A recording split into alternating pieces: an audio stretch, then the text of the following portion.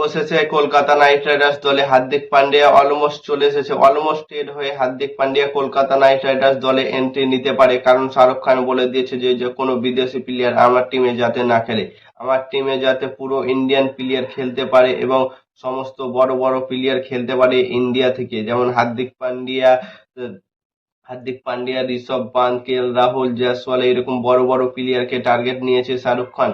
সেই সব প্লেয়ারের মধ্যে অলমোস্ট ডান হয়ে গেছে হার্দিক পান্ডিয়া, কারণ কলকাতা নাইট রাইডার্সও হার্দিক পান্ডিয়াকে নিতে চাইছে এবং মুম্বাই ইন্ডিয়ান্সও হার্দিক পান্ডিয়াকে দিতে চাইছে কলকাতা নাইট রাইডার্সকে, এবং তাদের ডিল অলমোস্ট কমপ্লিট হয়ে যাবে, কারণ তাদের দাবি আছে। একটা মুম্বাইয়ের দাবি করেছে যে ক্যামরন গ্রিন এবং রিঙ্কু সিং এদের দুজনের মধ্যে একজনকে দিলে হার্দিক পান্ডিয়াকে দিয়ে দেবে, এবং কলকাতা নাইট রাইডার্স হার্দিক পান্ডিয়াকে চেয়েছে কলকাতা নাইট রাইডার্স হার্দিক পান্ডিয়াকে। তো আমার মনে হয় বেস্ট ডিল হতে পারে, কিন্তু দুজনকে দেওয়া একদম রাইট হবে না। হার্দিক পান্ডিয়া একজন বড় মাপের প্লেয়ার, ইন্ডিয়ার ওয়ার্ল্ড কাপ জেতানো প্লেয়ার, এবং সে নিজের দমে একাই ওয়ার্ল্ড কাপ জিতিয়েছিল 2024 আইপিএল এ। তোমাদের মনে আছে তো, যখন 24 বলে 24 রান লাগতো, তখন হার্দিক পান্ডিয়া দুটো গুরুত্বপূর্ণ ওভার করেছিল এবং ইন্ডিয়াকে কাপ জিতিয়েছিল ওয়ার্ল্ড কাপ।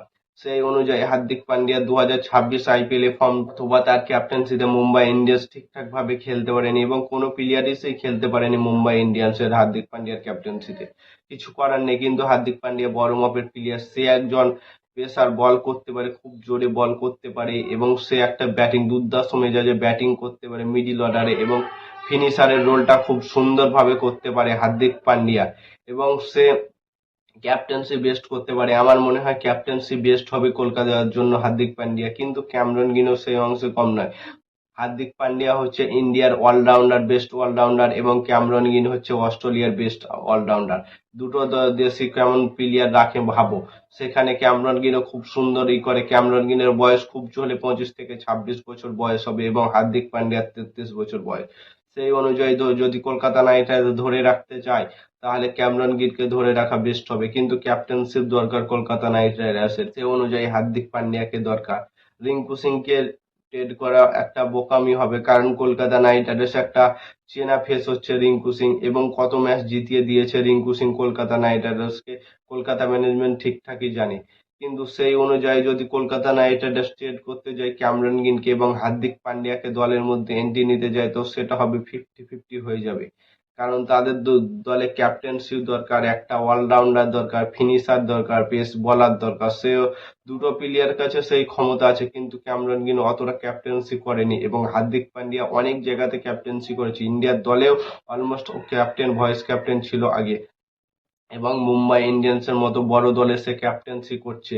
মানে ভাবো, এবং সে এই বছর পুরোপুরি বোঝা যাচ্ছে, কারণ হার্দিক পান্ডিয়া আনফলো করে দিয়েছে মুম্বাই ইন্ডিয়ান্সকে এবং সমস্ত প্লেয়ারকে মুম্বাই ইন্ডিয়ান্সের, এবং লাস্টের দিনে দেখেছিলে জার্সিটা খুলে ফেলেও দিয়েছিল দর্শকের মাঝখানে, এবং অলমোস্ট ডান হয়ে গেছে যে মুম্বাই ইন্ডিয়ান্স ছাড়তে চলেছে হার্দিক পান্ডিয়া, এবং কলকাতা নাইট রাইডার্স দলের মধ্যে একটা এন্ট্রি নেওয়ার সুযোগ আছে। তো কলকাতা ম্যানেজমেন্টকে যে কোনো মূল্যে হোক হার্দিক পান্ডিয়াকে দলের মধ্যে আনা দরকার। ক্যামেরন গ্রিনকে দিয়ে দাও তোমরা, নিয়ে হার্দিক পান্ডিয়াকে আনো, তাহলে তো হার্দিক পান্ডিয়ার ক্যাপ্টেন্সিতে দল অনেকটা ভালো কাজ করবে, কারণ আজিমকে রাহানে ঠিকঠাক ভাবে করতে পারেনি সেই পারফরমেন্সটা। তো তোমাদের মতামত কি কমেন্ট করে জানাও, যে হার্দিক পান্ডিয়া না ক্যামেরন গ্রিন বেস্ট হবে 2027 আইপিএল এর জন্য অলরাউন্ডার? কমেন্ট করে জানাও। আর নতুন কোনো ক্রিকেটের ভিডিও দেখতে হলে চ্যানেলটাকে সাবস্ক্রাইব এবং ফলো করতে ভুলো না। ততক্ষণের জন্য টাটা, বাই বাই, জয় হিন্দ।